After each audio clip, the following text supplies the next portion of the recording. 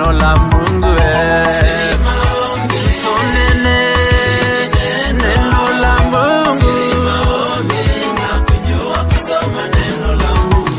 Oh, siri maombi, siri ni neno, siri maombi na kujua kusoma neno la Mungu.